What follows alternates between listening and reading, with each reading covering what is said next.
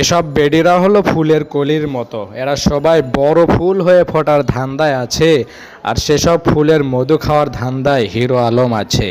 তবে একটা কথা বলে দেই, সোয়ামণি কিন্তু হিরো আলমের 5 নম্বর বউ হয়েই যাচ্ছে। যদি আমার কথা মিথ্যা হয় তাহলে আপনাদের জুতা আর আমার গাল। আগে দেখে আসি চলন কার কোন ধান্দামি আর কোন নোংরামি। অনেক ভালো মানুষ এবং আমার যত ভুল ত্রুটি হচ্ছে ভাইয়া অনেক সুন্দরভাবে আমাকে বুঝিয়ে দিচ্ছে। সে ভালো নাকি তুমি সেটা ভালো করেই জানো, কিন্তু আমরা জানি সে খুব সুন্দর করে বুঝিয়ে দেয়। ঠিক এইভাবে, এইভাবে না, এইভাবে না, এইভাবে। এই যে দেখেন খুব সুন্দর করে বুঝে দিচ্ছে। ভাই, তারা কেউ ভুল বুঝবেন না, সে অনেক ভালো মানুষ। তার বৃদ্ধ আঙ্গুলে একটু একটু দুষ্টুমি করছে এই আর কি। তাছাড়া লোকটা কিন্তু খুব ভালো, অনেক ভালো মানুষ। কিন্তু আসলে এটা আমাদের সমস্যা হলেও সোয়ামনির কিন্তু কোনো সমস্যা নাই, কারণ সোয়ামনি সবসময় হিরো আলমের ছোঁয়া পেতেই চায়। এই দেখেন এদের দিন দিন যে নোংরামিটা শুরু হয়েছে ভাই, বলার বাহিরে। দেখেন কি একটা অবস্থা। এ তো নোংরামির একটু ভিডিও দেখলেন, চলুন শুনে আসি তার মুখের একটু কথা। স্বপ্নে দেখি আমার প্রেমিক কইছে সোয়া সোহা বলে আমায় ডাকছে, আদর দিয়া তুমি কইলো কইছো। আসলে ভাই এই বেডি এটা গানে গানে বললেও এটা কিন্তু তার মনের কথা। আমি 100% শিওর এই বেডি হিরো আলমের বউ হয়েই ছাড়বে।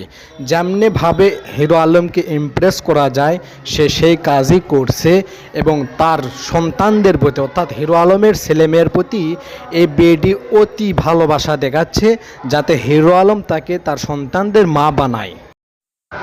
এই দেখেন মনে হচ্ছে মায়ের থেকে মাসির দয়াটাই বেশি। হিরো আলমের মেয়ের জন্মদিনে সোয়ামনি কি একটা কমেন্ট করেছে, আমাদের রাজকন্যার জন্য দোয়া করবেন, 3টা কলিজার টুকরা আমার। আহারে, হিরো আলম কিন্তু তোমার প্রতি ইমপ্রেস হয়ে গেছে। তবে আরেকটা কাজ করতে হবে, হিরো আলমকে কিন্তু আরো পাম্প দিতে হবে এই বেডির মতো। আর যারা বলে হিরো আলম হচ্ছে খ্যাত, আনস্মার্ট, কালো, হিরো আলমের কোনো যোগ্যতা নাই, মেয়েদেরকে ভাড়া করে নিয়ে যায়, তো তাদের উদ্দেশ্যে আমি কিছু কথা বলতে চাই। তোমরা স্মার্ট, সুন্দর, তোমরা বিজনেসম্যান, কোটি কোটি টাকা পয়সার মালিক, তাহলে তোমরা কেন মেয়েদেরকে ভাড়া করে নিতে পারো না? এ বেডি ফালতু কথা বাদ দাও, আসল কথা কও। বাঙালি কিন্তু এখন সবই বোঝে। হিরো আলমকে ব্যবহার করে ভাইরাল হওয়াই তোমাদের এখন ধান্দা। আসল কথা কি তারপরে বলো। তোমাদেরকে রেখে আমাদের মতো সুন্দরী সুন্দরী মেয়ে কেন এই হিরো আলমের কাছে আসে? এ কি পাগল হয়েছে? আরে এদের কইছে কেডা এরা যে সুন্দরী? এ পাগলদের সঙ্গে থেকে থেকে দেখি হিরো আলমও পাগল হয়ে গেছে। দেখি হিরো আলম কি কয়। একটা সোয়ামনিক তৈরি করতে, একটা সুমনা তৈরি করতে কতটা কষ্ট আপনারা নিজেরা শুটিং এ করে দেখতেন। এ ভাই, তোর আবার কিসের কষ্ট? তুই যে মজাটা নিস, বাঙালি খালি দেখিচ্ছে তোর নোংরামি। যখন একবার ধরবে বাঙালি ছুটে যাবে কিন্তু তোর এই মেয়ে বাজে। তুই কিসের হেডার সেলিব্রিটি? সাবধান হয়ে যা ভাই, সাবধান হয়ে যা। বাঙালির কিন্তু মার কেউ ভুলতে পারে না সহজে। আর বন্ধুরা, আপনাদেরকে একটা কথা বলি, এই হিরোর কাছে যত মেয়ে আসে খোঁজ নিয়ে দেখেন, সবগুলো মেয়ে কিন্তু 3rd ক্লাস।